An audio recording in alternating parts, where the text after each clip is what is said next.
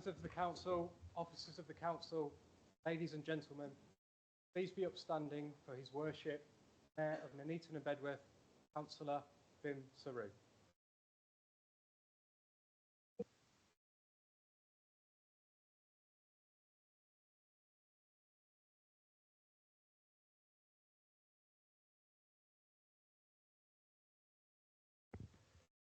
Good evening, everyone. Please be seated.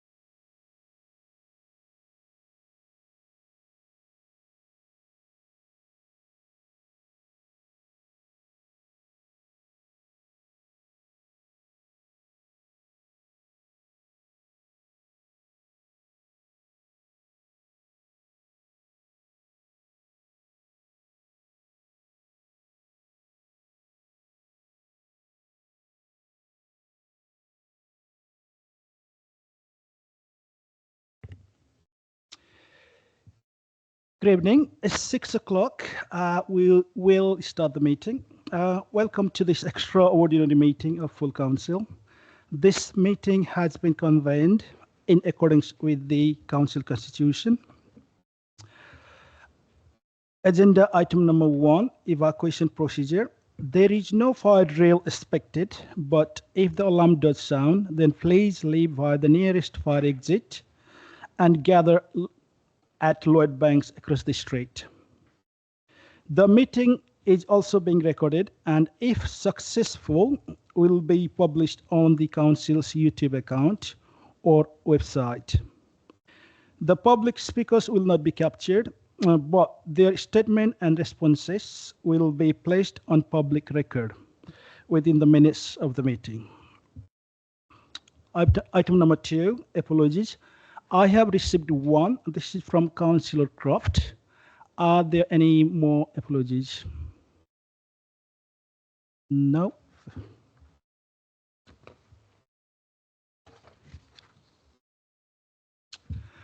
Item number 3, declaration of interest. Can I receive any declaration of interest that are not otherwise declared on the declaration of interest schedule that can be viewed via the link in the agenda? No. Item number 4, announcement. I haven't got any. Have leaders got any? No. Item number 5. We have received one question. This is from County Councillor Kondaker. Can I ask you to ask your question, please?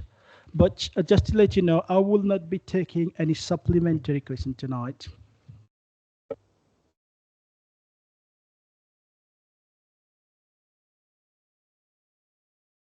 It's on the way.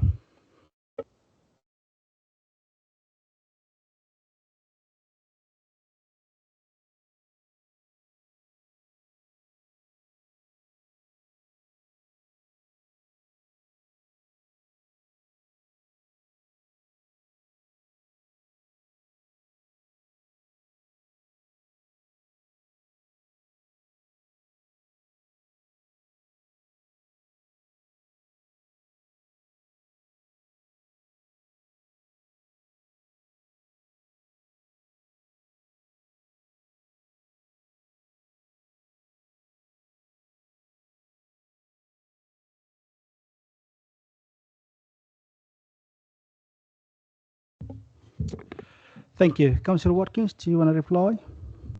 No. Thank you, Mr. Mayor. That's Councillor Keith Concourse statement, and there's no response. Thank you. Thank you.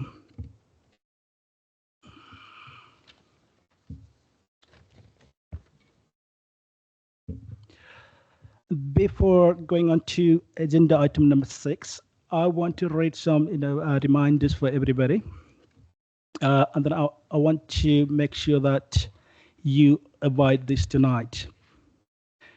Only business directly related to this motion is permitted. All members are expected to be mindful and behave with respect and dignity. There will be no personal abuse, insults, shouting, or disruptive behavior. And also, if I believe the motion has been sufficiently debated, or if members begin repeating the same point, I will take the decision to close the debate and move directly to a vote. Now, can I ask Councillor Wilson to move his motion, please?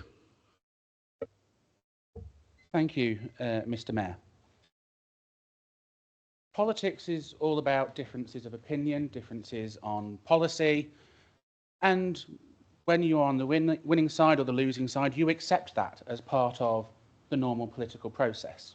There have been times in this chamber that things have gone through which I have vehemently disagreed with, the borough plan, council tax, issues of budgetary spending, but you realise that there are winners and losers when it comes to votes. But what we are discussing tonight is something far more than just your average policy, Mr. Mayor. This is fundamentally about our right to vote, a vote which has been hard won over centuries, and to try and deny that vote to residents is an extraordinary act for anyone, and that has forced us in the opposition to take an extraordinary step tonight with a motion of no confidence. In my stints as leader of the opposition, there have been a number of occasions when I have been asked, pleaded with even, to submit motions of no confidence. And I have always said no, because it is a normal issue of party politics, disagreement and debate. But tonight, I feel I have no choice but to hit the nuclear button. And I am very much aware that this is a nuclear button. Once you hit it, there is no going back. But it is the only option left to us to try and defend what we have left of democracy in this borough at the moment. And let me be clear about tonight. Any vote of confidence in the current leader is a vote to support the attempt to cancel the elections in May. Elections should only be cancelled in extreme circumstances. We saw it in COVID, and we saw it during the Second World War when there were 10 years between general elections. This is no such circumstance, Mr. Mayor. And the argument has been put, well, we're going through local government reform. If there is a timetable for local government reform, can someone please actually tell me what it is? If we look last year, 10 councils were successful in being put forward as the priority places for local government reform. Only one of which is Surrey, I believe, from memory, has actually been told it will be split into two. They have no vesting date, they have no determination of their new ward boundaries, they're left in limbo. All the other 9 still don't have an answer. Some of them might be split into 2, 3, or even 4. Why are we going to be so certain that we will have elections next year if the ones from last year haven't even taken place? Indeed, there are some councils that had their elections delayed last year, which are being invited to delay them again. We could be in a position where there are councillors serving 6, 7, or perhaps even 8 years. That is far beyond any elected official's normal mandate. Now, in response to a comment from the leader of the county council, our leader here said that the leader of the county doesn't have a crystal ball. I agree with him. No one has a crystal ball about what's going to happen. But neither does our leader of the council here, because he said in response, we will be abolished soon, and what's the point in having elections if we're going to have elections next year? Now, if that is confirmed, someone please tell me. We haven't had that confirmation. We haven't been out to consultation. yet by the government about what our new state will look like. They haven't even been out to consultation on all the ones from last year, let alone this round. So where are we? We don't know. And there are therefore, in my view and the view of the opposition tonight, no justifiable reasons for cancelling these elections in May. Now, this most certainly wasn't in my game plan for this year. I was certainly expecting to be pounding the pavements, knocking on doors, and facing the views of the electorate. Is it going to be pleasant? No. I don't think anyone is going to say that these elections are going to be pleasant, but they are necessary. They are our right. Now, there is no good in elected officials being seen, or actually I think we are hiding from the electorate. Well, not us. It's the controlling group which appears to be hiding from the electorate and dragging the rest of us with them. Because if we don't face the electorate, we are just buying into their views of us already, that we are all in it for ourselves, that we don't care about what residents are. And actually, we all know, really, those of us who put up, that is a wrong interpretation. We don't give up our time to do those things. We do it because we are passionate and we care about our communities. We might disagree over how we do that, but ultimately, we should face the electorate, and therefore, I have no confidence in the current leader given his actions of the 5th of January 2026. Thank you. Is that seconded? Councillor S. Markham. Yeah, thank you, Chair. I second and reserve my right to speak. Thank you. Thank you.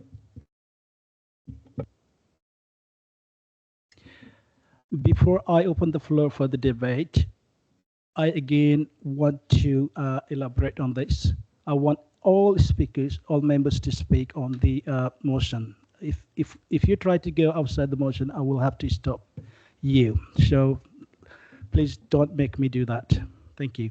Now I open the floor for debate. Any members wish to speak?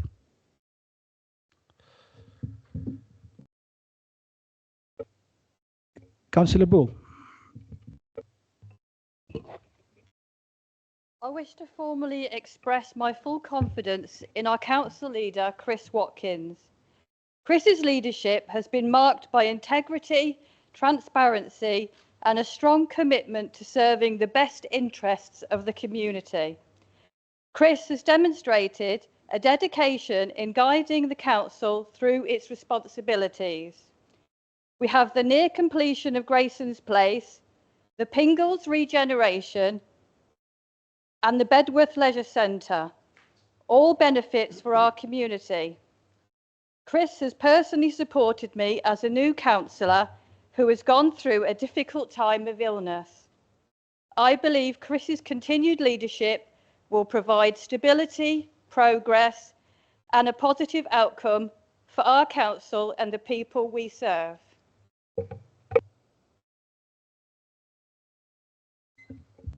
Thank you. Councillor Hickling. Thank you, Mr. Mayor. I too want to express confidence in our council leader, Chris Watkins. I don't buy the comments from the party opposite about the elections. The views of every party in this chamber were reflected in the letter to the minister. Guess who said this in 2022? This, being the reorganisation of Cumbria, enables a smooth transition from local government functions to the new unitary councils. It was one Kemi Badenoch. I'm assuming that the party opposite, in their own party leader, is in some way anti-democratic. However, the party opposite have clearly made up their minds. And really, I want to address the Greens and the Liberal Democrats here tonight. We are in the county of Shakespeare. You are essentially the kingmakers this evening. You've got one choice this evening. It's either a Labour-run council with Councillor Watkins at the helm, or a Conservative administration, I assume, being run by Councillor Wilson. That is your choice this evening. Now, Councillor Watkins isn't perfect. He's no Barack Obama or JFK when it comes to public speaking. He can be single-minded. Some might call it bloody-minded. I'm sure Mrs. Watkins would happily have throttled him on a number of occasions, but he's very single-minded. 10 years ago, it came up on my Facebook a few weeks ago, he dragged me, Councillor Phillips and Shirley around dilapidated sporting pavilions across this borough. When I was first elected 15 years ago, he gave me a tour of my ward. He knew every single blade of grass in Galley Common. We spent an entire morning in the stream in Box Hill Cemetery discussing flooding and pipes under Ski Drive. But this is also one of his strengths. This bloody-mindedness has actually led to Box Hill Cemetery, 15 years later, being sorted, one of his first actions as council leader. He is passionate about this borough. In nearly 20 years which I've known Chris, I've never had a conversation more than 10 minutes long, but it hasn't referred back to Nuneaton, Bedworth, this council, or the residents of this council, and some local issue. And it's not all talk, Mr Mayor. In the last 2 years of running this council, look at the things his administration has done or is in the process of doing. As Councillor Ball said, Box Hill Cemetery, Attleborough Cemetery. He has, with Councillor Hayes' assistance, got the finances back on track for this council. Phase 2 of the town centre regeneration is also back on track. The Pingles refurbished, the leisure centre in Bedworth, I could go on. My question to the Greens in particular is, do you really want to go back to the Tory administration that you had just over 2 years ago? How did the Tories treat you and your party 2 years ago across social media? How seriously did the Tories treat you and your ideas? Councillor Hickley, no abuse at all. Focus on the motion. So, Please, thank you. Therefore, I would suggest you think very carefully as to who you want to be running this council tonight, but ultimately the decision is yours. Is there a Tory administration run by Councillor Watkins, or it's either a Tory administration run by Councillor Wilson, they're all called Chris, it's really confusing, or it's a Labour administration run by Councillor Watkins. Thank you, Mr Mayor. Thank you. Next is Councillor Hodge.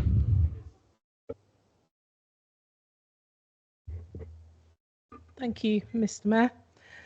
The Conservatives, yet again, at cost to the taxpayer, have called for this extraordinary council meeting. I find this vote in no confidence of the leader absurd when he has consistently worked hard for the residents of Nuneaton and Bedworth. We are confident in our leader, not just for the countless hours that he devotes to this role, but also for that of support to other members and political parties, and that goes back some time.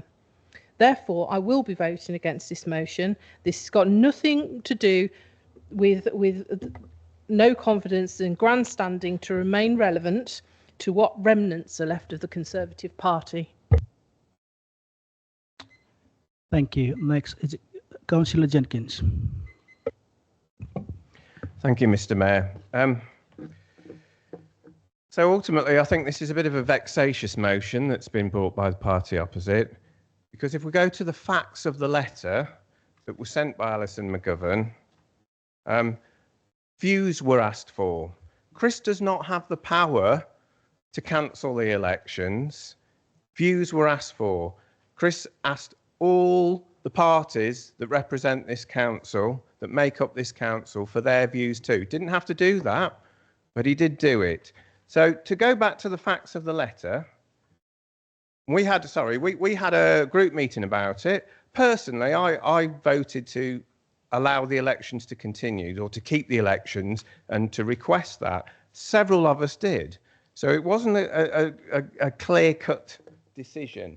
However, going back to the original letter from Alison McGovern from the 18th of December, it states, the Secretary of State is only minded to make an order to postpone elections, not cancel them, as Councillor Wilson stated, to postpone elections for 1 year for those councils who raise capacity concerns.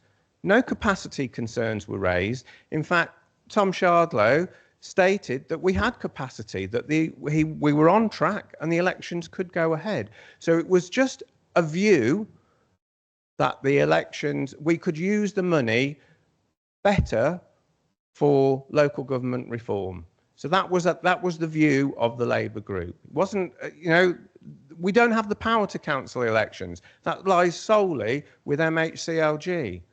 So it's the whole motion that Chris has cancelled the elections, and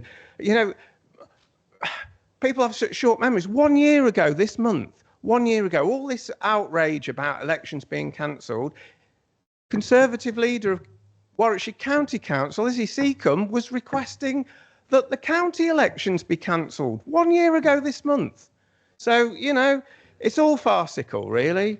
So what I'm saying is, Chris doesn't have the power, so there's no vote of confidence. He has my support, and it's ultimately MHCLG's decision whether the elections go ahead. And by the letter, by the statement in their letter, we have capacity. We've stated we have capacity, and therefore, I think, and I've taken some advice on this from Rachel Taylor, our MP, so as per the letter, the elections should go ahead because we have stated we have capacity. Otherwise, party opposite can challenge that they've gone against the letter that they sent. So that's my view on the matter, and Chris has my support. Thank you. Thank you. Councillor Roach. Thank you, Mr. Mayor. Why are we here? How did we get there? And the question, I think, is somewhere rests somewhere that I don't think actually anybody understood the letter. The letter was quite clearly addressed, dear council leader. It didn't say dear Conservative group leader. It didn't say dear Labour group leader. It didn't say dear Greens. It did say dear council leader, who represents all of the parties in this council, which is obviously elected for the majority of the vote. So leader is not just a group leader, but also the leader of the council, who speaks on behalf of the council. In practical terms, yes, I was asked for a quote. I was asked for a quote not by any political party, but by Chief Executive Officer of the council, which I did provide. And I understand that nobody knew what the quote said until we saw the final letter. And it happens to be that majority of the council thinks that elections should go ahead.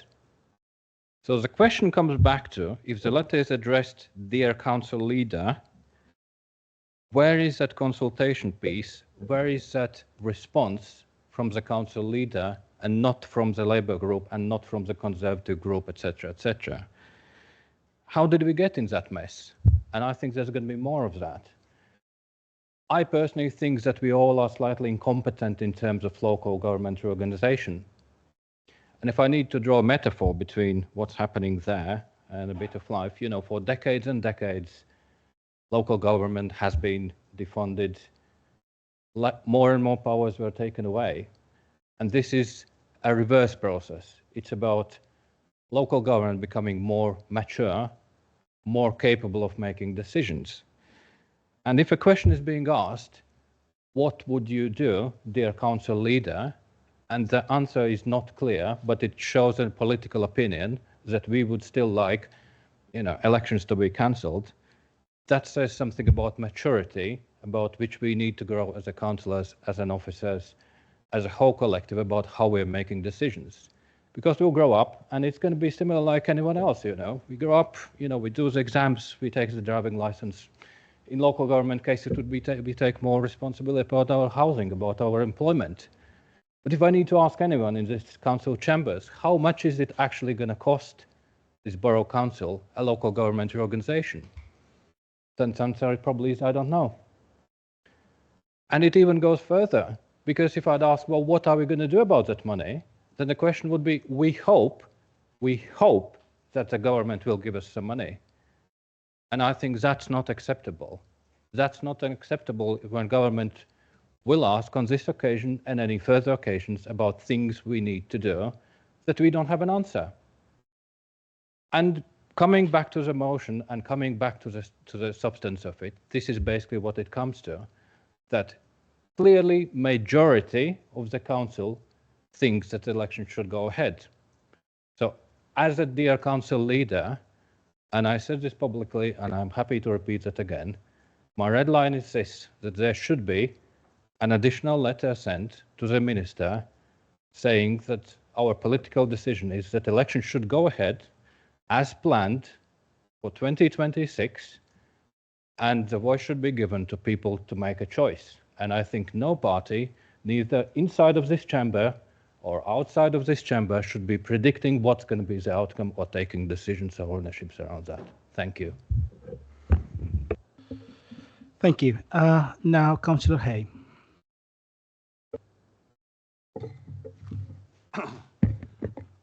Thank you, Mr. Mayor. Now, the motion before us is that this council resolves it has no confidence in the leader of the council and calls for his immediate removal from office.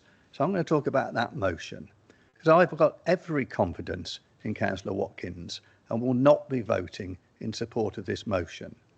I have never met anybody who believes so much in the borough and works so hard and diligently to improve the lives of residents and businesses in the borough. There's rarely a day goes by that Chris is not in the town hall, having finished his actual job with his door open so that any member or officer can pop in for a chat or a serious discussion about something that needs sorting out. That is real dedication to you. His list of positive achievements is extensive, and some of them have been read out by other speakers. I won't repeat all those. There's a couple I want to pick up on. For years, our borough has been blighted by the scourge of empty properties, both commercial and domestic. Not only are many of these an eyesore, but they're denying living accommodation so badly needed across the country.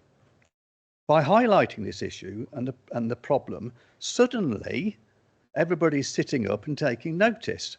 Other agencies are getting involved, and a bill has been introduced in Parliament by our MP to stop the nonsense of empty properties being permanently removed from the valuation list, meaning that no council tax or business rates can be levied. Now, I've just said suddenly, it's about, the Beatles suddenly becoming overnight stars. It took them 5 years to get anywhere. It's taken months of hard graft from Chris and constant cajoling of all parties involved. And I'm so glad that Chris has been so tenacious in this matter. And now we can see the direct results happening with the demolition of the King's Home Arms. The second thing I want to highlight, Mr. Mayor, is cultural change.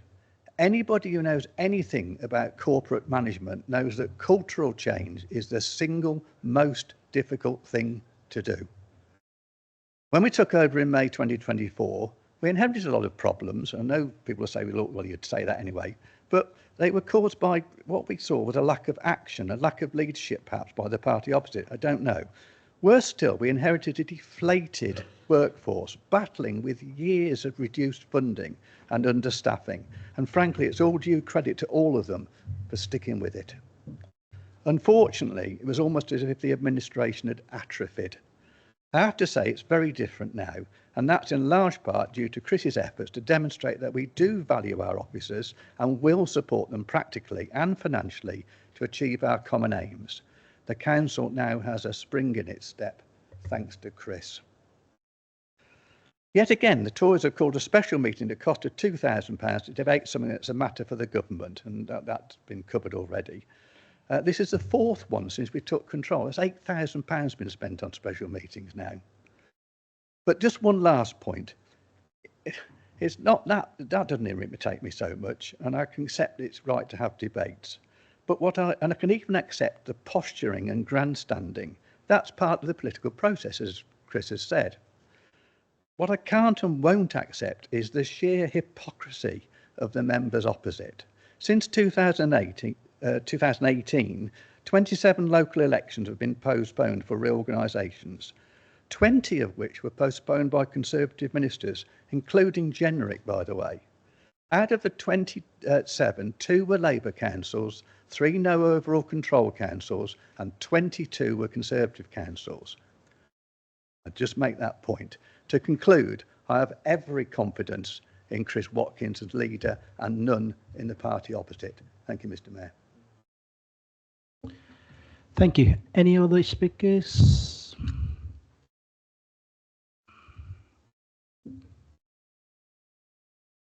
Councillor Bird. Right, thank you, Mr. Mayor. I will support the motion of no confidence. And the reason I shall do that is because this is depriving our residents of the right to vote, which is the normal democratic process how they choose councillors within this borough, and it's been going on for many, many years. They're denying the residents their fundamental right to vote, and it weakens democratic accountability. This is a political decision with serious consequences for trust and legitimacy. Elections are, our consent is renewed, and that consent should never be delayed for convenience. I also appeal directly to all members of the council who do not personally support a postponement of the election, but now find themselves constrained by party politics, that this motion is not about party loyalty. It is about democracy. Each of us was elected to exercise judgment and conscience on behalf of our residents. Tonight, I urge you to put principle before pressure, to vote freely, and to support this motion in defence of our residents' right to vote. Thank you, Mr. Mayor. All done. Councillor Smith, what is your point of order? And could you indicate where it has been breached in the Constitution? I can look it up. Thank you, Mr. Mayor. If you cannot point out where it has been breached in the Constitution, then I will. That's it. Yeah. I will look up the page number, Mr. Mayor. Thank you, Councillor Brown.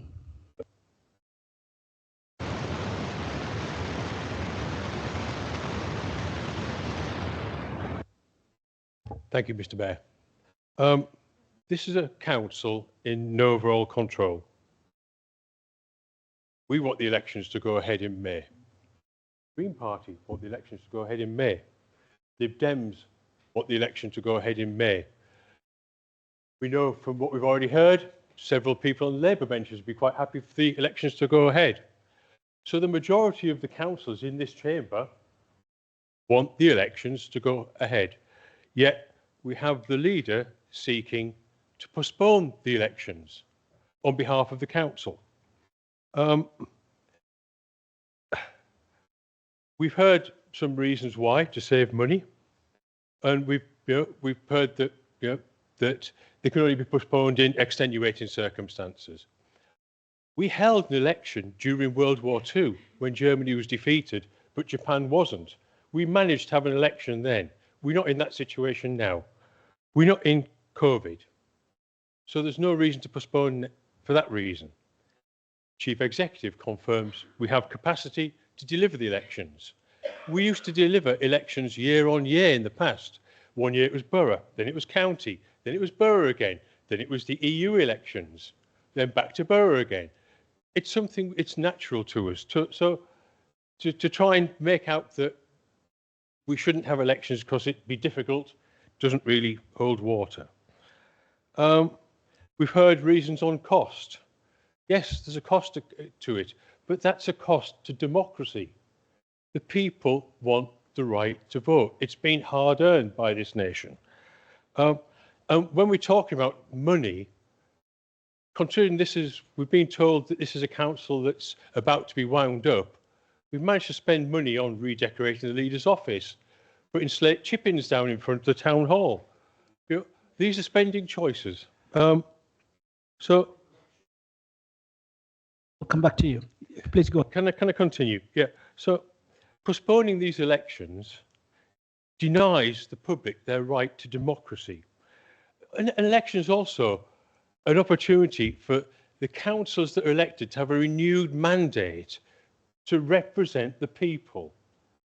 And yet we're going to be quite happy to extend that so that people who perhaps were elected for a 2-year term, whether they like it or not, now have to serve longer or call a by-election at cost. So this decision to try and postpone, or the request to try and postpone the elections, is anti-democratic as far as I see it. Today we've heard the Speaker of the House of Commons wants the elections to go ahead. The Electoral Commission has said it wants the elections to go ahead. the majority of the councillors in this chamber want them to go ahead. The only people that seem not to want to is the leader and some of the councillors here. So I'll be supporting this because whether we get caned at the election time or not, the public have the right to cast their votes and tell us what they think and give us a mandate to renew this council. So I, for one, will be supporting this motion. Thank you. Councillor Smith, what was your point of order? Thank you, Mr. Mayor. Page.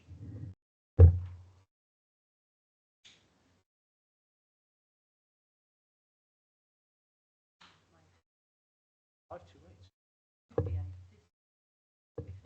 think page 58, Mr. Mayor. Members' Code of Conduct, Part 1, point F, honesty. Councillor Bird implied that the elections had actually been cancelled, that Councillor Watkins had the power to actually cancel the elections. None of that's actually true. I think he's painting a misleading picture about Councillor Watkins' actual power to cancel these elections and the actual fact that these elections have been cancelled. They haven't been cancelled. Councillor Watkins can't cancel them. We can't cancel them. Only the government can cancel them. I'd like the party officer to acknowledge the fact that we are not in control if the elections are cancelled. Thank you.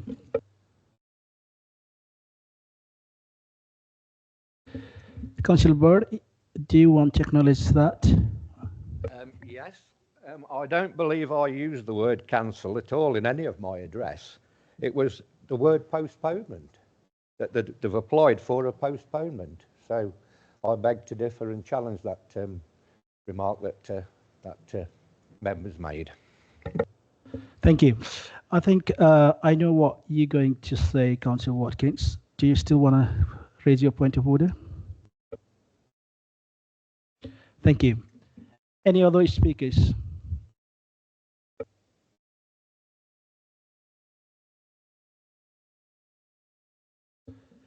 Councillor Jakovic. Thank you, Mr. Mayor.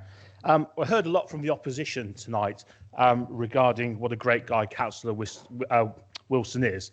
And I can't say one way or the other. I don't know him well enough. I know, sorry, Watkins, sorry.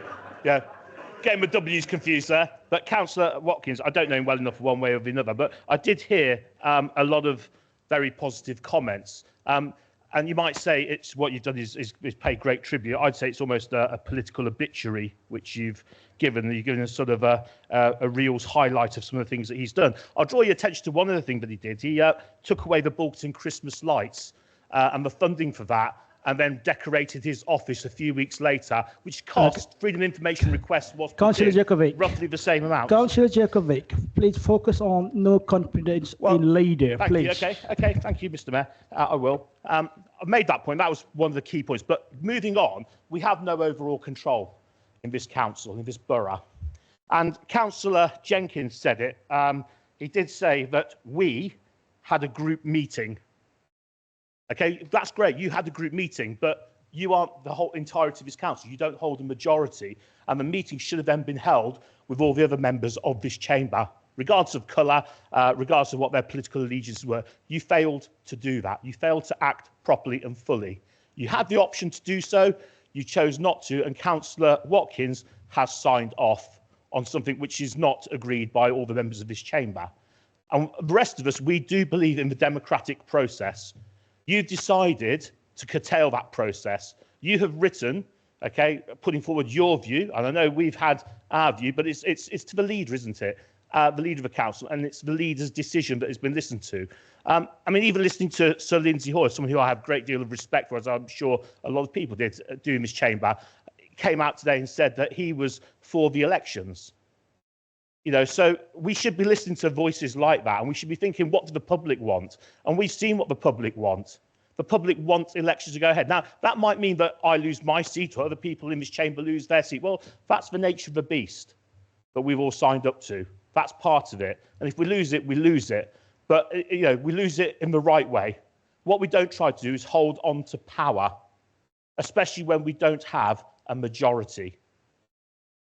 Okay, and therefore I cannot entertain the idea of keeping Councillor Watkins in power tonight. I'm sorry. For all the good you may think he has done, he's also done this. And this is about as bad as it gets. Let's not kid ourselves in politics to deny the democratic process. And I'd even go further and say, if in America they've got another issue going on regarding the midterms in November, and they're talking about cancelling those, how many of us would say that's appalling, they need to go ahead? And I bet everyone in this chamber would probably say, yeah, the midterms need to go ahead and they shouldn't be cancelled. Yet we don't apply that same logic and same thought process to our own elections, which perhaps we need to do. So I would urge members on the other side to do the right thing tonight, okay? To put the needs of the people of this borough first and not to put their political views first. Thank you. Thank you. Next speaker on my list is Councillor Clark. Thank you, Mr. Mayor. Very selective memories over that side, I must admit. We are talking about postponement of elections. Any postponement of any democratic process must have a real legitimate reason to be postponed, and also, I believe, should have a timescale as to how long that postponement goes ahead. Because what this does, what we're being told or asked for at the moment, is an open-ended postponement with no determined date as to when residents of this borough can vote again. That's not acceptable to this group, one jot. And one of my first questions to our leader, who, by the way, doesn't know the Constitution, was if we are fortunate to take control, or if we are in a position to be able to make recommendations, will you be making recommendations to the government at the first instance to reinstate those elections next year? And that was my first question, and the answer that he gave me and my group has since given us is that that's in the affirmative, that we would try and get those elections back for next year. I appreciate it's the government's decision, but I think we've been asked and we should continue with those proposals. We should continue with our plan for those elections, and look, hopefully the government will agree and let's have those elections next year. This year, sorry, Mr. Mayor. Thank you. Next is Councillor Phillips.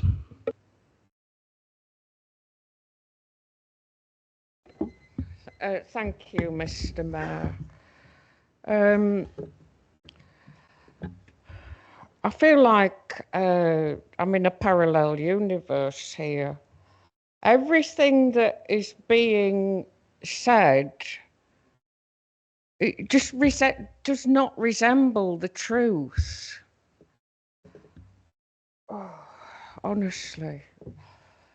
So everybody, the letter was addressed to the leader of the council. He didn't have to consult anybody else, but he did. He asked all the other groups and individuals to put their view forward, which they did. And we confirmed.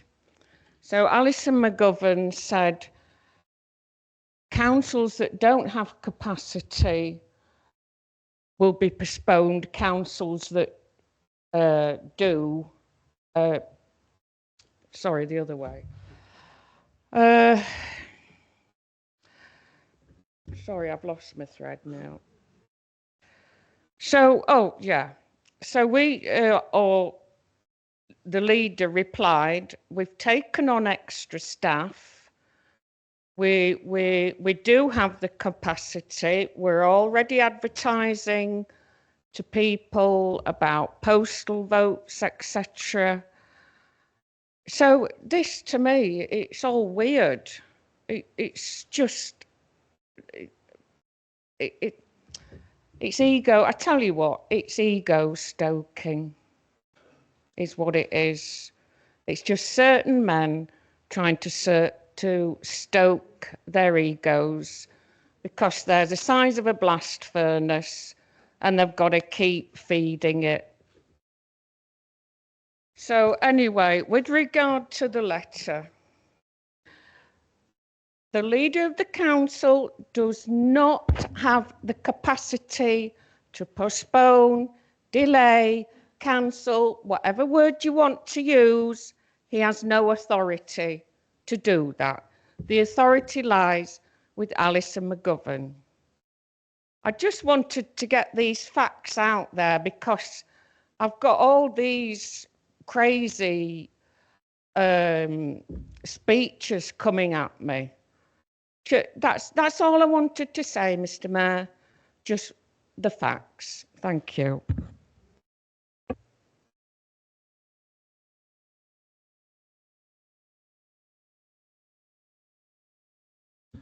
Yeah, we have got Tom to speak. If I may, just to correct the factual record, mine doesn't work, so just I'll use this one. Apologies. So, if I may, just to provide a factual correction, I think Councillor Clark said government request was an open-ended delay. It's not. It's for 12 months. That's the government request at this point. Correct the record. Did all members hear that? Okay. Say it again.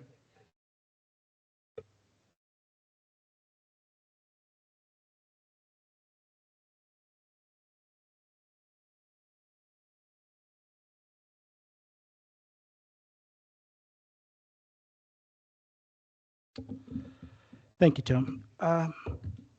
Next in line is Councillor Benson. Thank you, Mr. Mayor.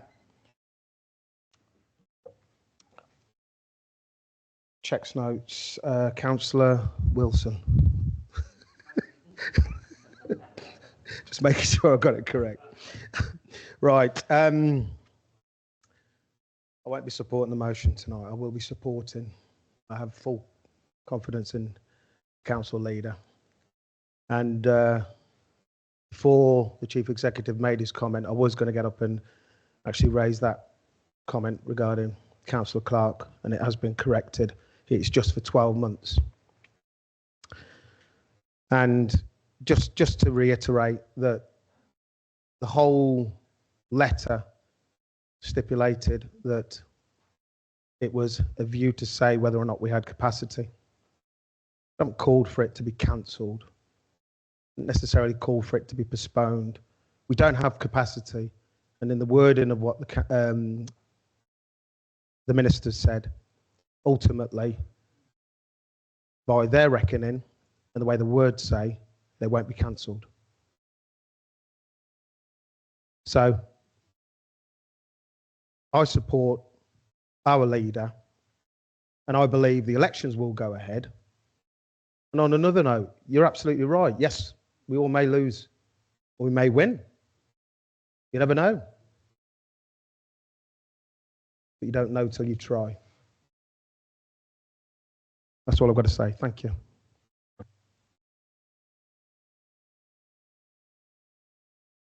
Thank you. Next speaker is Councillor Wright. Thank you, Mr. Mayor. Could I just ask Councillor Watkins if he can confirm that if he survives the motion of no confidence tonight, will he be writing to the government clarifying that it is the wish of the council that the elections in May shall go ahead? Thank you. Councillor Watkins, you wanna? If you wish to speak now, you can speak now, or if you want to save it until late. He speaks now, he can't speak again. Oh, okay, yeah. If you speak now, you won't be speaking later on. So if you want to save it for later, that would be okay. Thank you. Councillor Hartshorn. Thank you, Mr. Mayor. In my time as a councillor, I've been through quite a few elections, notably one of them against yourself in what is now Stockingford East. In 4 years, it's been 3 elections. This would be number 4, provided that they are allowed to go ahead. And I think that it would only be right for people of the borough to be able to cast their votes on May the 7th, I believe it is, to determine the new makeup of this council. Any attempt to postpone that, any recommendations to the government to request that delay is morally unable to be stomached.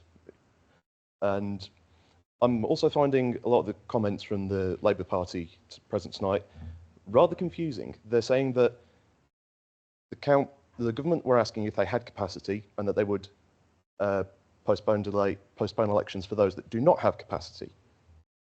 Multiple members opposite have stated in their speeches tonight that yes, we do have capacity, but then the leader has still written to the government asking for the elections to be delayed. I'm confused with this train of thought, Mr. Mayor. Do we have the capacity? Do we not have the capacity? We do have the capacity, as Councillor Hayes very kindly just said to me. Yeah. So, if it is a capacity issue, if it's not a capacity issue, what is it?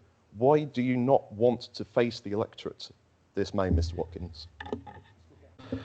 Thank you, Councillor Austin. I believe later on Councillor Watkins will reply your question as well. For now, I've got Councillor Bonner. Thank you, Mr. Mayor. I don't necessarily know if I can say what I'm about to say, but I'll have a go, Mr. Mayor. We've obviously got 4 political parties represented on the council. We've got Labour, Conservative, Lib Dem and Green. I've heard a lot from the Conservative Party. I've heard a lot from the Labour Party. I've heard from the Lib Dems. I think the Lib Dems have made a very good point regards misconceptions tonight. I agree with Rob on that. I think there have been quite a few misconceptions. I think Councillor Jenkins provided a lot of clarity, and I feel to some extent some speakers may not necessarily have spoken had they listened more carefully to Councillor Jenkins. Ultimately, I don't want to repeat the points that have been made. What I do want to say is I would like to hear from all the political parties in this chamber. I think there's one political party that I haven't really heard from that I would encourage. I can't compel them, Mr. Mayor, but I would encourage them to share their thoughts. So I appreciate the county councillor has already spoken, but he's not a member of this council. I would like to hear from the Green Group what they think. But I'll stop speaking now, Mr. Mayor. I don't know. Maybe there was a plan for them to speak, and I apologise. I do apologise to the Green Group if they had intended to speak, and I've jumped the gun. But I just wanted to hear what they had to say. Thank you, Mr. Mayor. Right. Any other speakers? Okay, we have Councillor Kondaka. Thank you, Mr. Mayor. I mean, I haven't got too much to actually add. I mean, yes, we are stuck in the middle of a rock and a hard place. In terms of the vote of no confidence, I think it is a little bit more than just this letter. It's a sort of accumulation of little things, particularly given that either group, you know, there's no overall control. And therefore, I would actually expect either of the main groups to have actually contacted us as Greens and actually asked for our support. And then I have been courted by both sides, obviously, coming up to this meeting. But prior to that, it's just been almost like an expectation that we will support Labour because politically we are closer to Labour than we are to the Tories, which is fairly obvious for most people. But we are not Labour. I've never been a Labour Party member. You know, it's not that I've suddenly changed my allegiance or anything like that. We do have quite distinct differences. It's the lack of communication that's the big issue for me.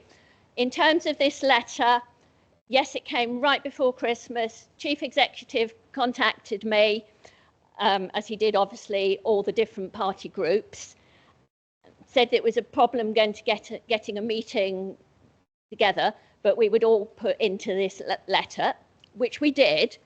But prior to Christmas, I did email the leader and ask what the Labour group's views would be, because I didn't want to just repeat the same things in my paragraph that we were putting in the letter. I had absolutely no response, not even saying, thank you for your email, we haven't decided yet, or anything to that effect.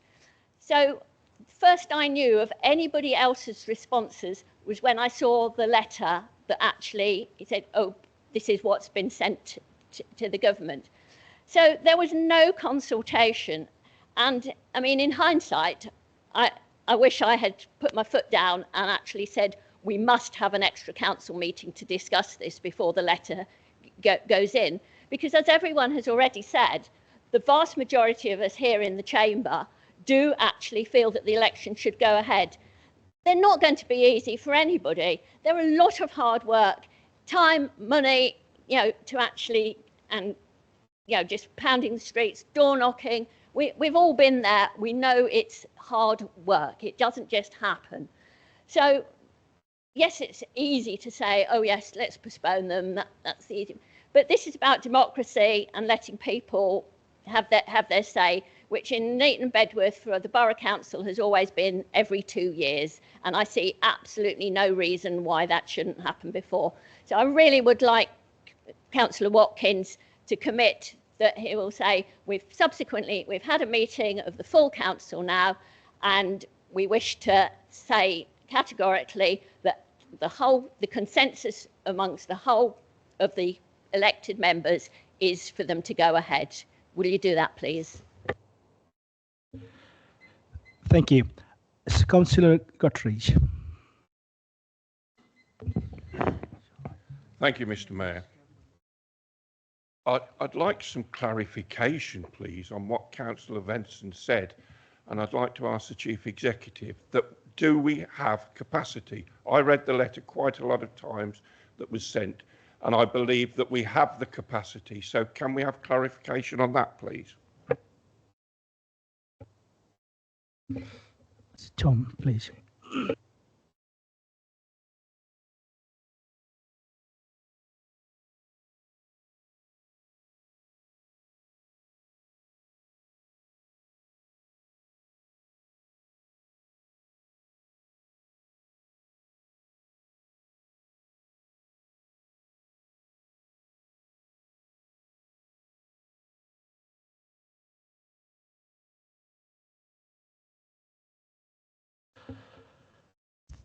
Thank you.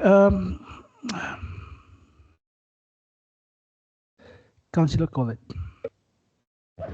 Thank you, Mr. Mayor. I'd like to go back to Councillor Rose's contribution because I thought it was the best of this evening. It's quite clear that the leader of the council leads the council and therefore should speak on behalf of the council. If they don't do that, they lose confidence. And that's what this motion's about. Very good speech by Councillor Condacour, showing the frustrations despite the political differences between the Greens and the Conservatives. I'm really surprised that the Labour Party hasn't smelt the coffee and seen the way the wind is blowing to mix metaphors, because it was absolutely obvious they had to come here this evening, listen to the people of Nuneaton and Bedworth, listen to the majority of councillors and just reverse position and accept that elections should go ahead. They're most likely going to lose control of the council now to some sort of Molotov-Ribbentrop pact, and they've brought it on themselves. Thank you. Just to make you all aware, members only gets one chance to speak. Thank you. Are there any other members, those not spoken yet? If not, I'm going to ask Councillor Councillor Hancock.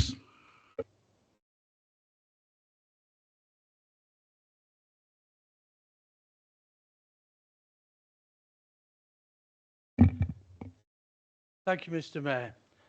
Clearly what's in front of us tonight is a motion, which people will vote accordingly. But what it's about also, Mr. Mayor, integrity, honesty, all those things that the Tories opposite don't show. We know that. We've heard some of it creeping back in tonight. Why they lost this council, their nastiness and that. That's an aside, Mr. Mayor. But Councillor Hancock. Some of the speakers, Mr. Mayor. Councillor Hancock, try to focus on the motion. No blame, no accuse. Thank you. I just mentioned the motion, Mr. Mayor. The motion tonight, Mr. Mayor, is not really about the leader. It's not the wording of it. The truth is, it's all about, and people have been allowed to speak about it, it's about the possible postponement of elections. But I've got no doubt in my mind, Mr. Mayor, if they had brought that as a motion, it wouldn't have been accepted. And you may ask why. It wouldn't be accepted because it's not a decision for this council.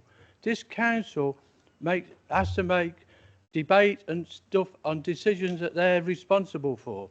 This is clearly not a decision for this council. We can put views forward, but at the end of the day, it's the government that's the decision makers on it. I think some people, and just on that point, some people still don't understand about the responsibility. Councillor Bird spoke about it, but it's clear it's responsibility of the government. So, Mr. Mayor, this motion we've got in front of us tonight is purely about whether we have confidence in the leader or not. But it's a bit of a red herring in how they've brought it. Thank you, Mr. Mayor. Thank you. If we got no other speakers, Councillor Amachi. Thank you, Mr. Mayor. I arise to express my full confidence in the leader of the council, Councillor Chris Watkins. Councillor Watkins has provided decisive, principled, and steady leadership, ensuring this council remains focused delivery and fairness, and also the real priorities of our communities. Under his leadership, the council has pursued progressive policies, protected essential services, and maintained political stability in the face of significant pressure. It is important to place the facts clearly on record regarding the letter relating to the elections. The letter was not a decision to cancel the election. It was a recommendation for postponement made in good faith based on the circumstances. Crucially, the leadership of this political party, the leadership of all political parties represented in this chamber were consulted, and their input were acknowledged and reflected in that letter. The matter was then rightly left for central government to determine whether the election should be postponed or proceed as scheduled. At no point did the council leader make a decision to cancel the election, and any suggestion otherwise is misinterpretation of the process and the facts. As a councillor elected within 2 years, the last 2 years, I have experienced Chris' leadership firsthand. He has consistently supported me in my role, and most importantly, has supported my residents, ensuring their voices are heard, respected, and acted upon at the highest level of this council. Councillor Watkins leads with integrity, political clarity, and a strong commitment to collective leadership. He brings people together, strengthens this council, and provides a strategic direction required to govern effectively. For this reason, I firmly support Councillor Watkins and place my full confidence in his continued leadership of this council. Thank you. Thank you. Councillor Etienne. Thank you, Mr. Mayor. Here we go again. I stood here and spoke just over a month ago about digital ID, and I spoke at length about we being representatives of our community. It would appear that the group opposite, and particularly the leader, has missed that point. Quite interesting that following that debate, and not because of it, but following that debate, there was a massive U-turn in Parliament in relation to that. So clearly, we need to be listening to our communities. We are the representative of those communities. The community is speaking loud and proud. It is telling us, they are telling us, elections must go ahead, not postponed, not delayed, not cancelled, whatever term you want to use, they must go ahead. I will be fully supporting this motion. Elections and the democratic process must be allowed to happen. I stand here as one of those that will potentially lose their seat, and still I wish for that process to go ahead. I have absolutely no confidence in the party opposite and the leader opposite in representing our communities and doing what is right. Thank you. If we have got no others, sorry, Councillor Smith, you have already spoken, so. Oh, he has, oh, sorry, you have, that was your point of order, so Councillor Smith. Thank you, Mr. Mayor. When I was elected to this role 18 months ago, I think this council was, quite frankly, quite toxic. The reputation of meetings in this council chamber was horrendous.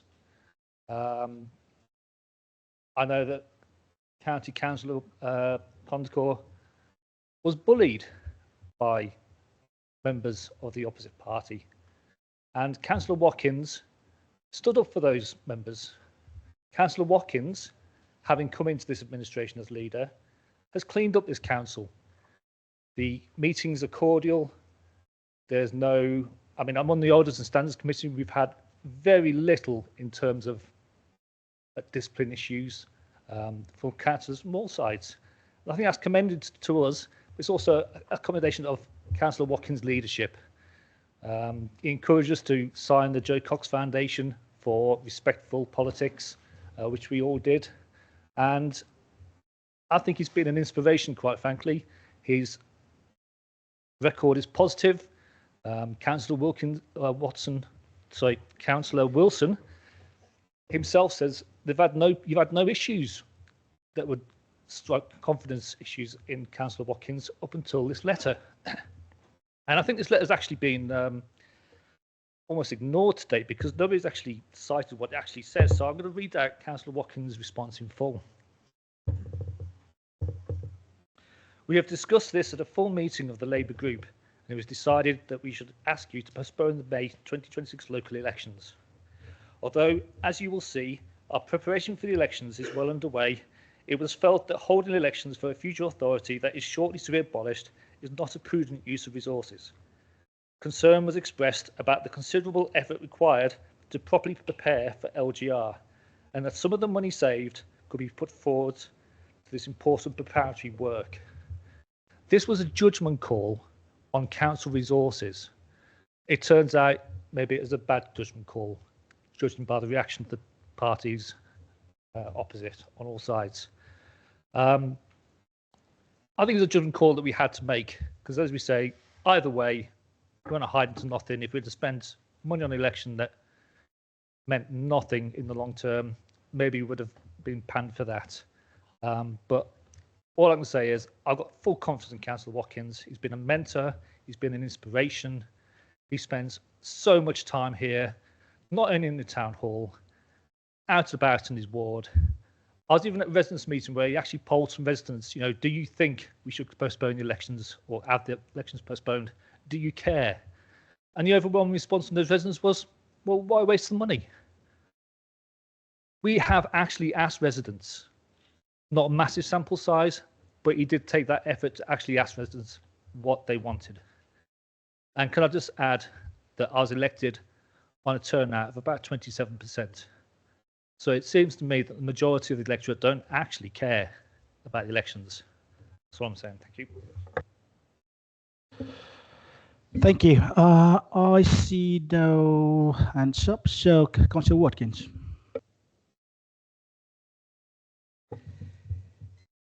Wow, thank you, Mr. Mayor, and Happy New Year to everyone. I would like to thank everyone for all the kind comments made tonight, and also for the Tories opposite in confirming that the only thing that they have no confidence in over the last 18 months is a few lines in a return letter to the government. Everything else that I've done must have been spot on because you've had no problems with it. Following the fact that the opposition members have chosen to make this personal and put a lot of misinformation about Chris Watkins cancelling the elections, I have had threats on social media from keyboard warriors who are calling for a protest outside my family home where my wife, children and grandchildren could be. My wife has received phone calls with one woman swearing down the phone after her, and my wife has only just come home from hospital. I have received phone calls with a woman swearing at me, hoping that I get my arse kicked.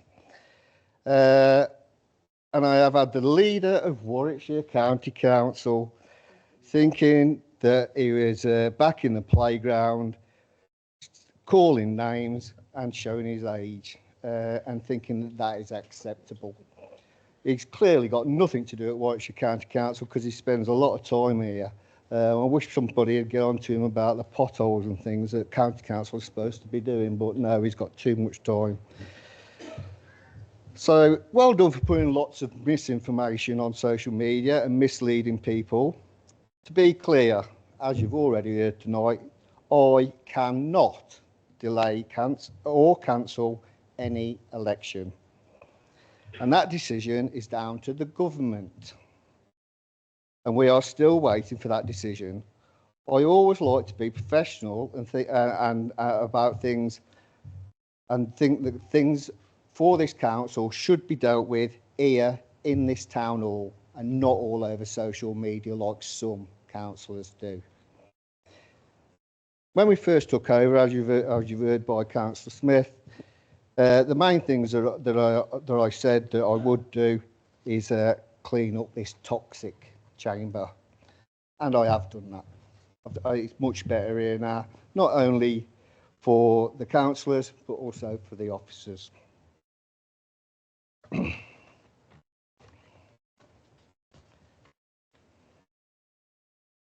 We took over a council that had no leadership for 3 long years, and I have turned that around in 18 months, making myself available all the time and not even taking family holidays.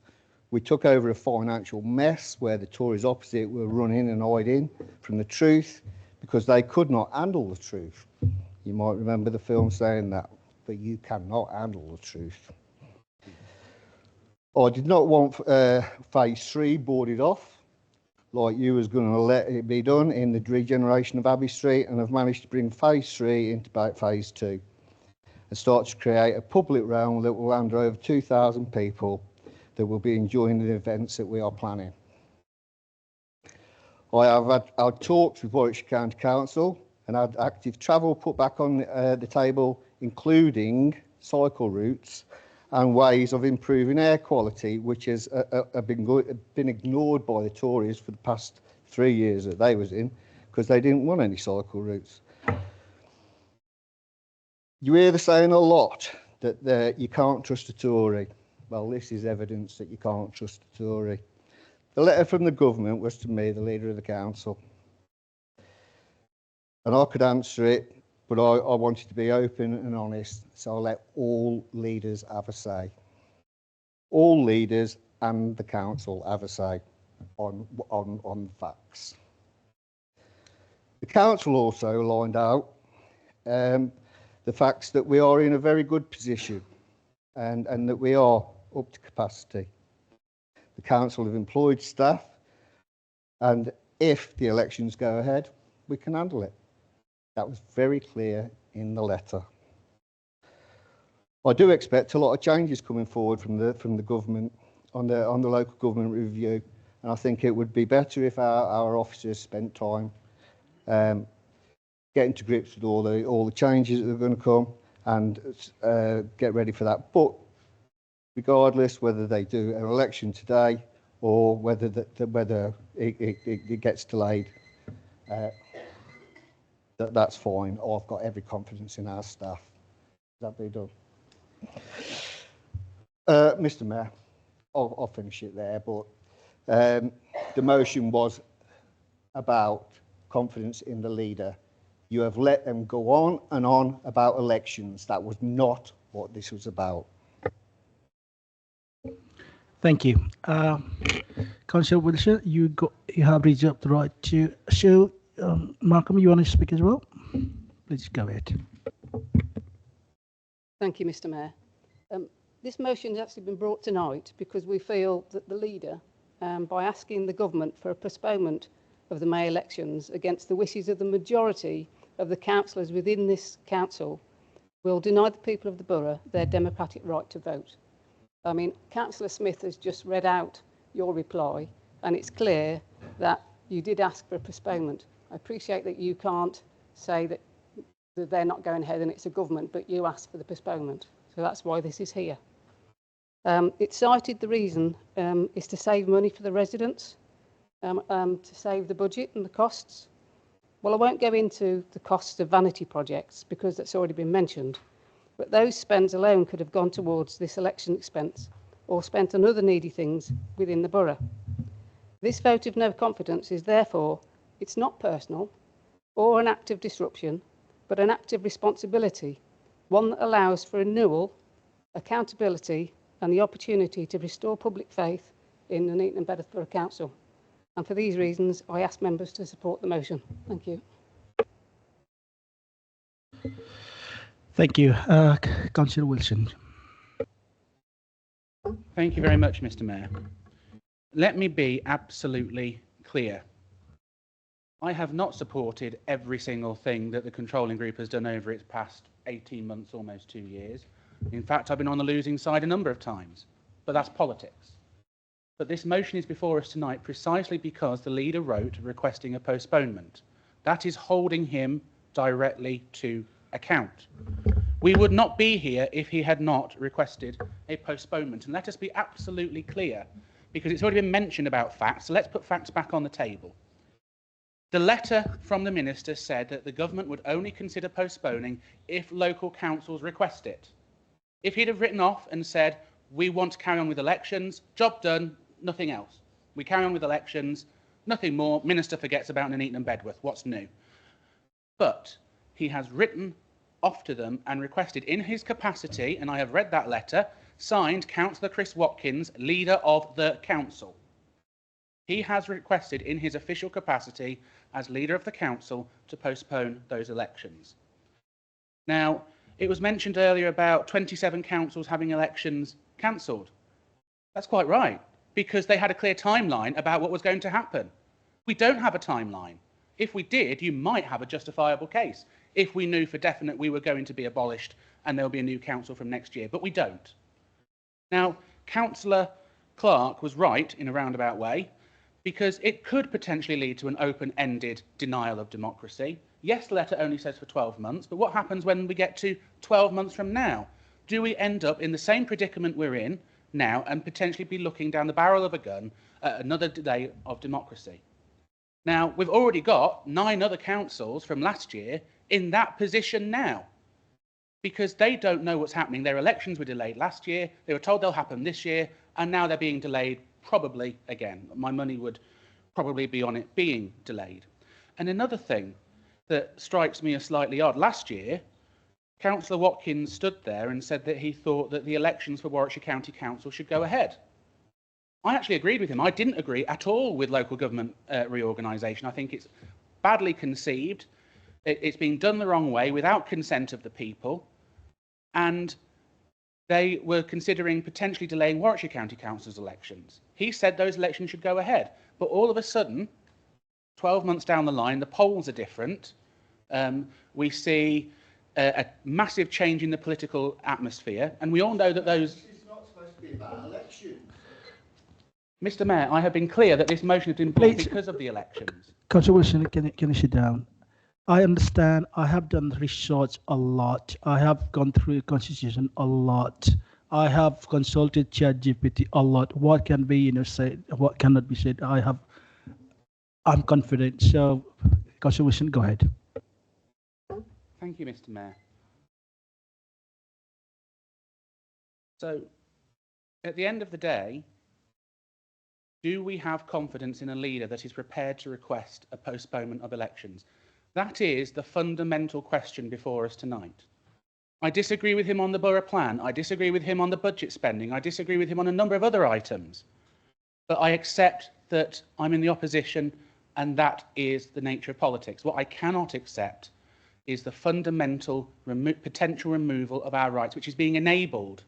Yes, the decision is with central government, but it has been enabled by the leader of the council. That is the fundamental question before us. And therefore, I conclude, reluctantly, because I would rather not be here, I'd rather be carrying on with everything else, and I'm sure the residents in the gallery would rather not be here. They'd be rather enjoying, what is it, Coronation Street time? I don't know. I don't watch Corrie. But I'm sure they would have lots of other things they would rather be doing, but they are passionate, and members of the public are passionate, that they believe, whatever way they happen to vote, they are entitled to that vote. Politics comes around, it changes.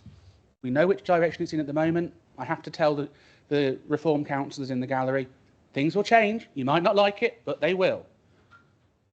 We all know that. But if we hide from the residents, we don't deserve to be in this position, and we do our residents a disservice, and we buy into that false narrative that we are in it for ourselves. We genuinely are not, and I don't believe Councillor Watkins is in it for himself. I know he is passionate. We disagree, but I know he is passionate. But you have the council leader has fed into that narrative and done every politician from across the spectrum a disservice by making it look like we only care about ourselves. That's what it looks like. Those are the comments I've seen. And I'm sorry that he's had those personal attacks at home. I emailed Councillor Watkins and said I don't condone them. I received those threats when I was leader of the council. I know it's not pleasant. Someone said that I should have been strung up from the street lights outside this town hall. But I didn't make it a personal attack on any other councillor. I stood up and I carried on with my job. So ultimately, I don't have confidence because of his actions on the letter of the 5th of January, and I call for a recorded vote, Mr. Mayor. Thank you. This is the end of the debate of the motion. Right, I am now going to hand over to Tom.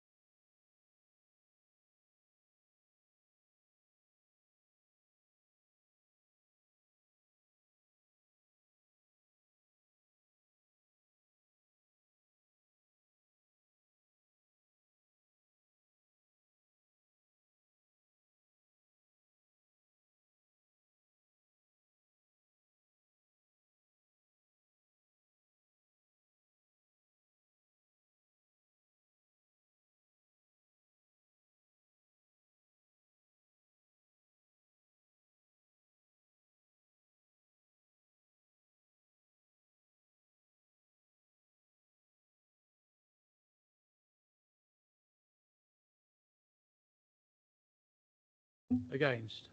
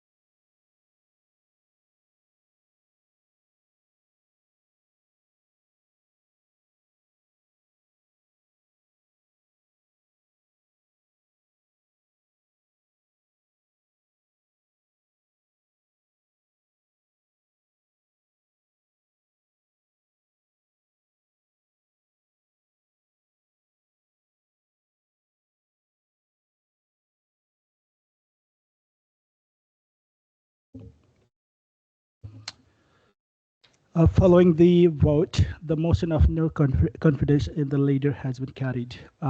This will now lead on to nomination for the new leader. Mr. Mayor, can I request a 10-minute adjournment? I think some members might want to comfort break and consider their next steps. Okay, adjournment has been requested, so I will give 10 minutes adjournment for everybody and back here for 22. Thank you, everyone.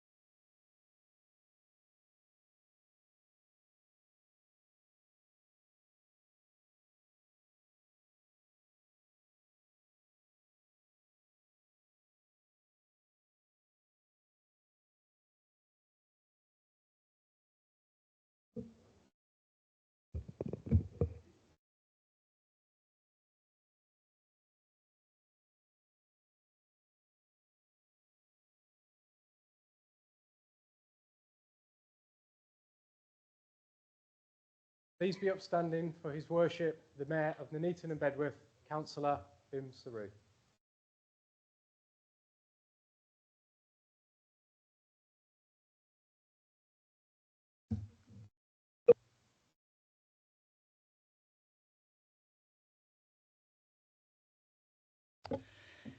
Everyone be seated.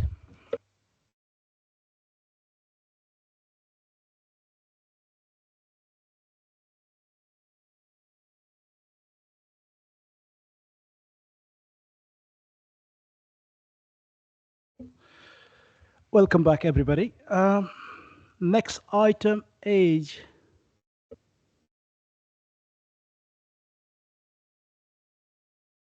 next item is nomination for the new leader of the borough. Can we have the nomination, please?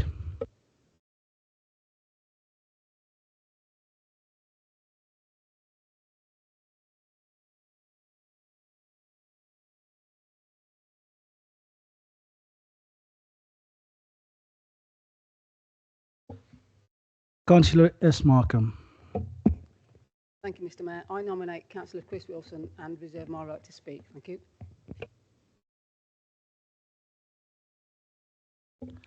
Any seconder? Councillor Clark. Thank you, Mr. Mayor.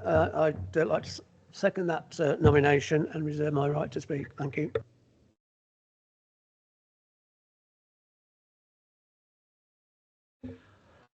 Councillor Bonner. Thank you, Mr. Mayor. I would like to nominate Councillor Stephen John Hay to be leader of the council. My understanding is that I can speak now to the nomination. First of all, can I thank Chris for his service and dedication as council leader. I think he can be proud of his record in office. But looking forward now to the nomination of Steve. Part of the reason I've asked to do this is because Steve, as we know him, is a good person. He's a good granddad. He's a good family man. He's also been a good friend to me as well. I've known him for 12 years. He was actually the photographer at my wedding, which is 9 years ago this year. And I won't tell you how much I paid him. But yeah, Steve has got a wealth of experience. He's been a civil servant at Coventry City Council for many, many years before we moved on. He's also got experience as a businessman as well. And it's very rare that we get a Labour politician with business acumen, business experience. And Steve has that because he's been a small business owner as well. He's been the Cabinet Member for Resources since May 2024, and he's experienced in that role, in that Cabinet position. I think he's made a lot of progress, or tried to make a lot of progress in that role. He's also Deputy Leader of the Council already, and therefore he's also been Deputy Leader for the last, since May 2025. And I think the other thing to say on Steve's behalf as well, unfortunately, Mr. Mayor, he's not a native of this borough.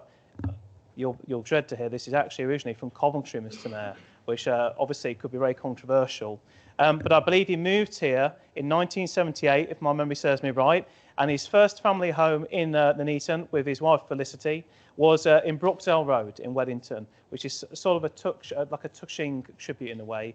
But yeah, he's been here for, longer than before I was born. I've known him for quite a long time now. He's a good guy. I think he'd be great for this job. I think he's ready for it. I think he's experienced and prepared. And I shall leave it there, Mr. Mayor. Thank you very much.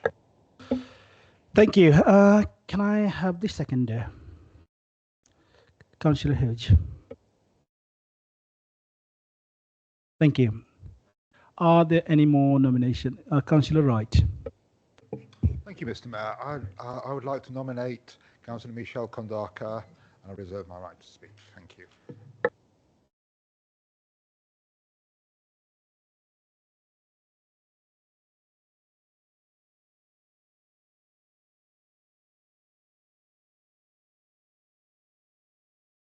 Can I have the seconder? Thank you.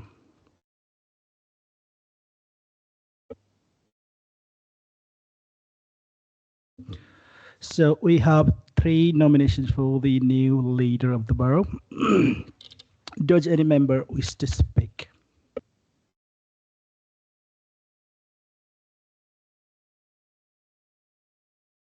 Is that no? Yeah, in that case, then, yeah, yeah, yeah. Sue Markham, then. Oh, it's Councillor Clark, sorry. Yeah. Thank you, Mr. Mayor. Surprised, actually, given the debate we've had this evening, that there are no additional speakers, but perhaps that's a recognition of the quality of some of the candidates. First of all, in connection with Councillor Wilson and my support for Councillor Wilson as the leader, I'll state at the outset, we are in unprecedented times, Mr. Mayor. At the moment, there's no actual overall control. The controlling group lost 2 of its members already, and there's very little support for that group at the present time, as far as I can see. The challenges that are facing this borough going forward are going to be great, and we're going to need someone who is going to be able to stand up for us in this borough. There's local government reform, there's the borough plan, there's regeneration, a number of problems that are going to come forward over the next next 12 months at least. We've got, as I say, local government reform in itself needs somebody who is passionate about this borough and who's going to stand up for this borough. And I know Councillor Wilson is a person that will do that. We need someone who is passionate about the borough, and Councillor Wilson is passionate about the borough, and whatever he does in the belief that it's better for this borough. And he will fight for the interests of the residents going forward. He's very hard working, we've seen that, and his attention to detail is probably second to none, to be honest with you. We've heard that, how he speaks. Whilst there are only 3 nominations, we've got an opportunity tonight to change how we support Councillor Wilson or whoever and the residents of this borough, because we need somebody who's going to be able to stand up for the borough. We've got to have someone who's prepared to go to the various organisations, government or whomever, and put the interests of this borough first, and Councillor Wilson will do that. A vote for a Labour leader just means more of what we've already had. And in actual fact, postponing the elections is just rewarding them for denying democracy. Also, not voting will result in no change. And that, again, is not good for this borough. It's been recognised that there needs to be a change. We need strong, robust leadership with a determined focus on the needs and the residents of the borough. Chris is focused, he's diligent, and is articulate when speaking with other members, other authorities. When negotiating, he always does the best deal in his belief for our borough, and therefore I have to support Councillor Wilson for the leadership.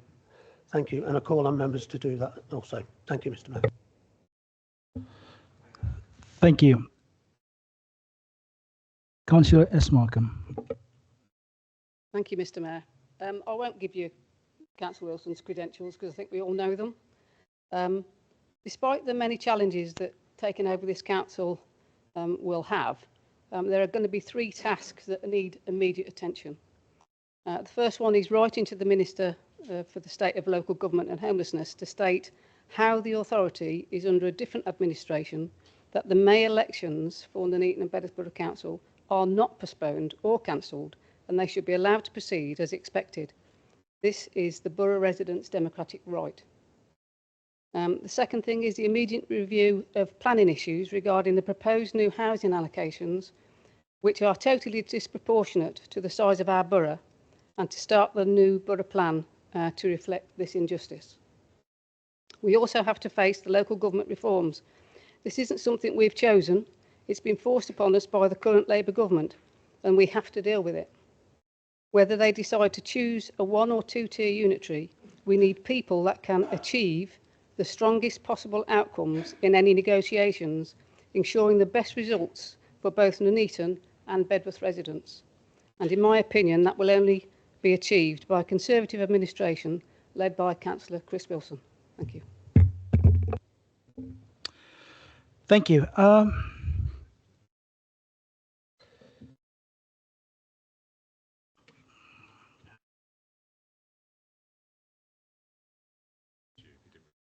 No, you didn't show.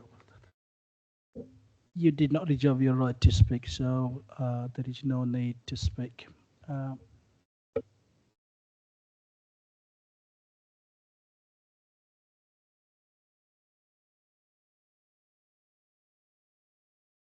Councillor Hay, I've been advised that, if you want to speak, you can speak. Up to you. Do you want to speak? Thank you, Mr. Mayor. Just before I do speak, I want to make sure that other people have had the chance to speak. Obviously, I'm one of the, potential candidates. So, has everybody else finished? Because I would like to say something, but at the appropriate time. Thank you, Mr. Mayor. Yeah. Right. Let's get this election business out of the way first. I mean, I want the elections. Let's bring it on. Let's have the elections, because I think you're right. It's going to be a difficult election. But there's been a lot of stuff talked about writing to ministers and what have you.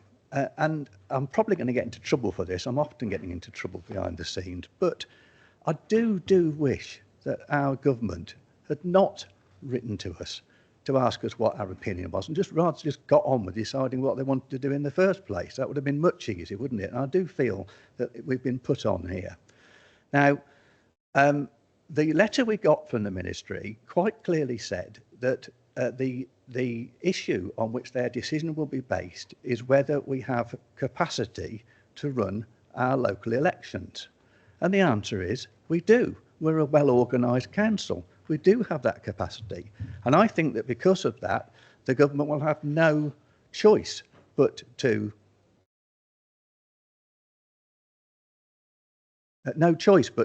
cancel the elections. But not cancel the elections, because I don't think they can. And if I, am selected as leader, I will write to them and say I am going to confirm that we have got the capacity to run these elections, and they will have no choice other than to, let them go ahead. So, I can't do anything else other than that. Can I just say that I am, got every faith in Chris. Chris and I work well together. I've been his deputy and I've worked on the finance, and I know a lot about what's going on. I've been involved in local government before a lot and in corporate management. But I'm not Chris Watkins, and I'm not expecting, for example, your support just because I expect your support, any more than I do yours, Councillor Wilson. And I do think that, it's important that we do consult each other more, and we do actually involve, a proper council debate on things. So maybe I've got a slightly different view from others, but that is where I am. But if you do select me, I will work really hard to continue what I think is the great work we've already started. Thank you, Mr. Mayor.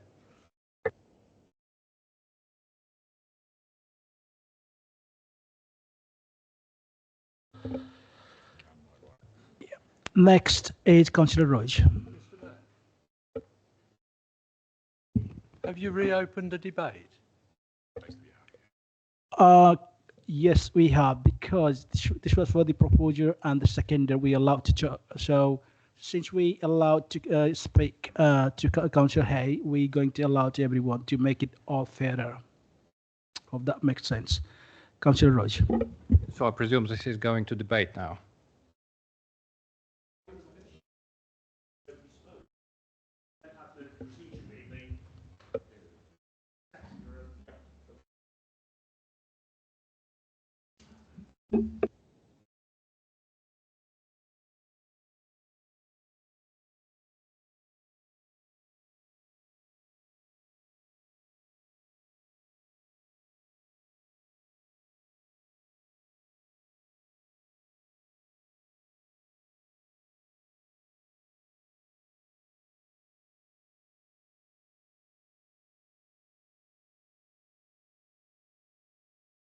Thank you. Thank you for being patient. Since we allowed Councillor Hay to speak, he is the nominee. We're going to allow two other nominees to speak as well. So I invite Councillor Kondakar. If you want to speak, you can speak. Obviously, it's a huge job to be leader of the council. If I was elected, obviously, I haven't got enough members of my own party, so we would have a rainbow coalition with all the parties in the cabinet. Thank you. And now to Councillor Wilson. Thank you, Mr. Mayor. I actually wasn't going to speak on this until Councillor Hay indicated. I know you tried to say something. I couldn't work out what you were trying to say across the chamber. But I think actually it was useful for Councillor Hay to say something, because I picked up something very distinctive in his language, which was that he would write to the government to say that we had capacity, not to request that the request to postpone is withdrawn. That to me is a very, very material consideration and difference between what has been said tonight. I don't propose to relitigate everything that happened before. Safe to say that what Councillor Clark said in the previous debate is 100% correct, that if I was to be elected as council leader tonight, my first act tomorrow would be to write to the Minister of State, or indeed the Secretary of State. Why not go to the Secretary of State? They're more senior. And say that the council's official position is that we don't want any postponement of elections. We want them to go ahead. Not that we have capacity. That is a woolly answer in my view. What we need to say clearly is that the elections must go ahead. And I say this as someone who has a number of councillors on our side who could potentially lose their seats, as indeed the other side. But ultimately, I put my faith in the residents and the democratic process.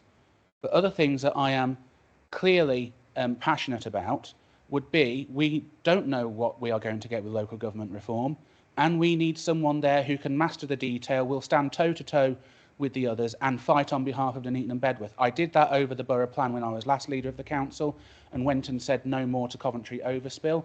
I said that to other Conservative colleagues when I was leader of the council, and I'm not afraid of doing that again. And also, we have the borough plan. I helped, along with Councillor Smith, to take through the review of the borough plan, and I have no shame in saying that there were some sites which had already suffered enough under the existing borough plan, and I automatically ruled those out. Weddington, St Nicholas, Whitestone and Bulkington, who have had dramatic increases in housing. We are being forced to take hundreds, thousands of extra houses in Nuneaton and Bedworth without the infrastructure, and it is my responsibility, if I am elected as leader of the council, to make sure we put the right houses in the right place. And then also to try and fight for the necessary infrastructure that goes with it, because we have a dog's dinner of a planning system under the new government, and we need someone who will, whether we win or not, be prepared to take that fight on. And I am prepared to do that. You may not like everything I did as leader of the council. Some people on my own side might not like what I did as leader of the council. I certainly know that the opposition parties didn't like everything I did as leader of the council.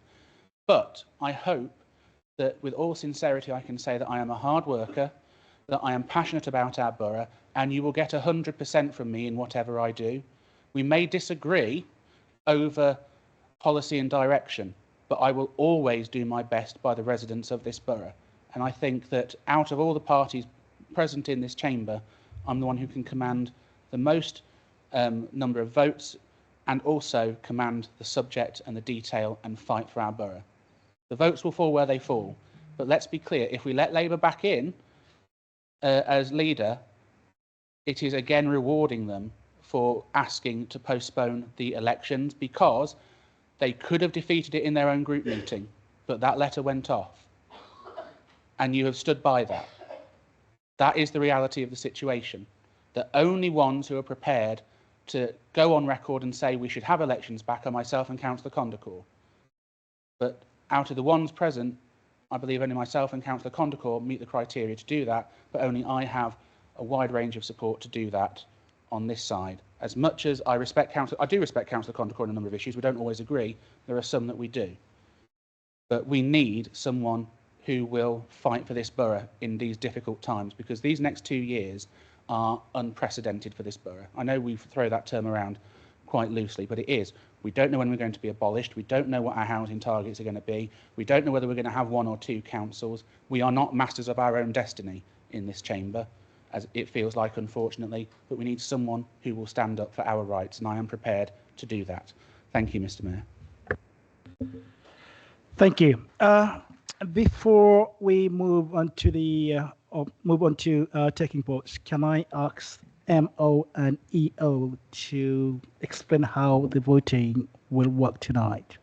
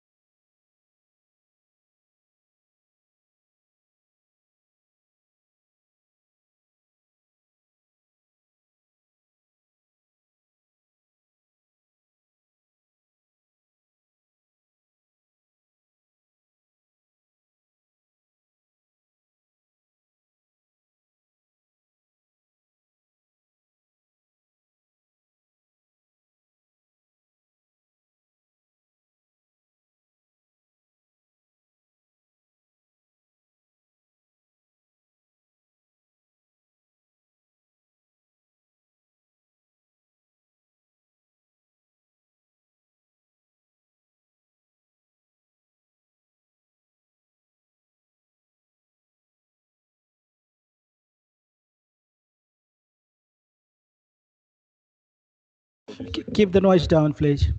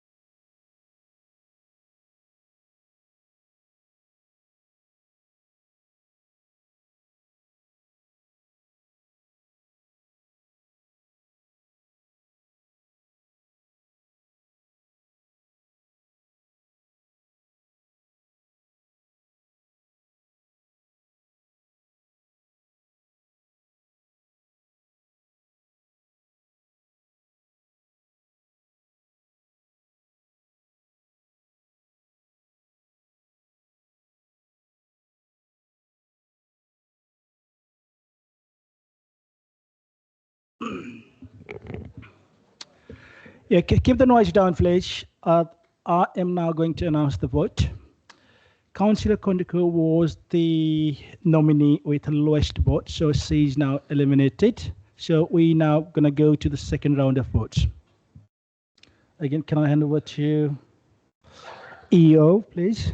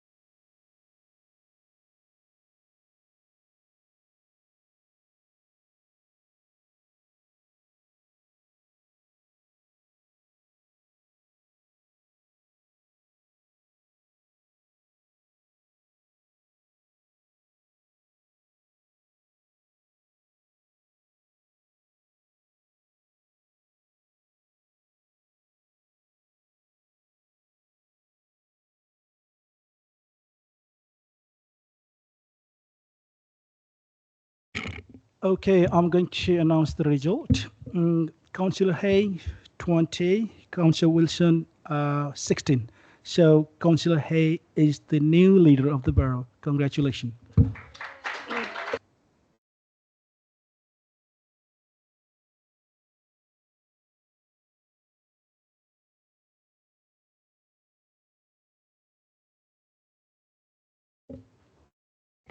Right, there is no other business, so that concludes the business of the council meeting tonight. Thank you so much, everyone, for participating and behaving well. Thank you. You have a good night. Thank you.